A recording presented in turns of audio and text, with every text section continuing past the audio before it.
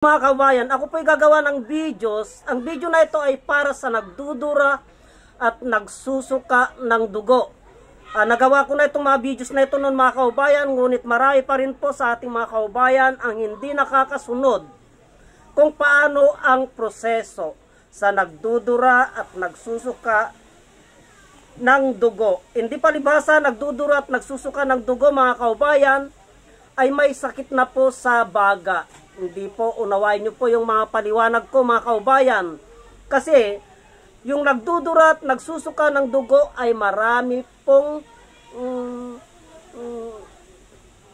pinanggagalingan yan kung bakit nagdudura o nagsusuka ng dugo yung isang tao. Unang-una po, yung pyorrhea dito sa may ipin, sa gilagid.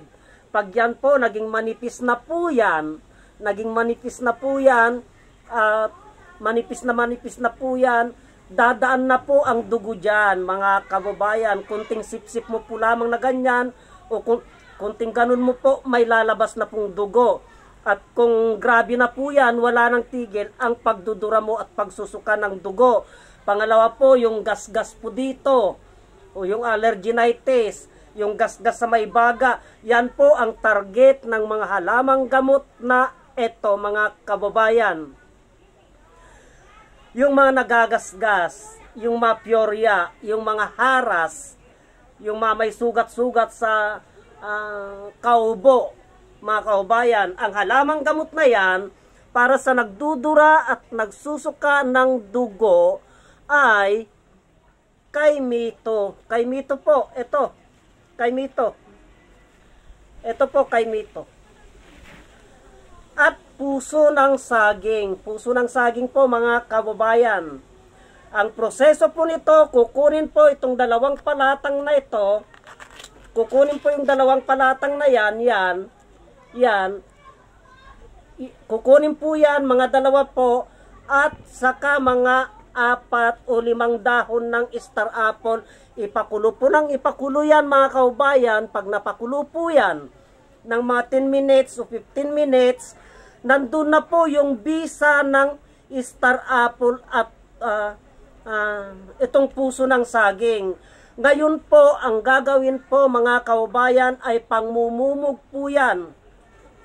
Imumumog po yan para kung may mga gasgas man po dyan, may mga sugat-sugat man po dyan, may mga sugat-sugat sa parte ng dito, ay pag nadaanan po ng tubig, at yung bisa ng ng kaimito at puso ng saging na nasa tubig na po, pag nadaanan po yung gagamutin po yun mga kababayan.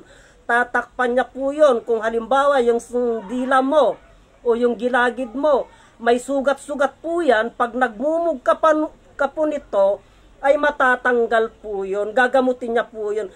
Pahintuin niya po yung pagsusukat, pagdudura mo ng dugo. Ganyan po ang proseso ng paggamit ng star apple, mga kababayan. At saka po, iinom po ngayon ng 1 baso o kalahating baso, mga kababayan. Ipapaliwanag ko kung paano nagsilbing gamot ito. Ito po, pag pinutol mo po yan, mga kababayan, pag tinanggal-tanggal mo po ito, may lalabas pong dagta. Ayan po yung kulay puti. May lalabas pong dagta. At ito naman po, pag linaga mo po ito, pag kinain mo po ito, yung paklan niya po, ayan po mapakla oh. O kinain ko, parang kumakapal yung gilagid ko. Halos parehas po sila mga kabayan. Yung dagta nito, yung pakla nito, pag naihalo po sa tubig, andun na po ang bisa nila. Katulad yan, yung kinain ko, nangangapal na yung dila ko.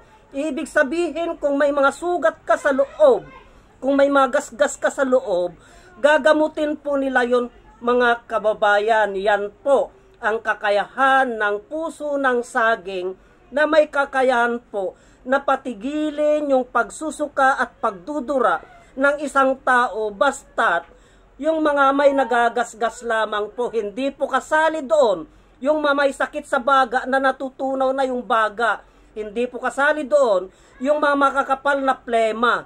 Basta't yung mga nasusugat, nagagasgas lamang po dito sa may dito sa may bunganga, dito sa ngalangala, sa may baga, sa tiyan. Yan po. Kasi po, pag pinakulo mo ng pinakulo ito, nasa tubig na po ang bisa niyan, mga kaubayan. Yun lamang po mga kaubayan. Sana po pakishare.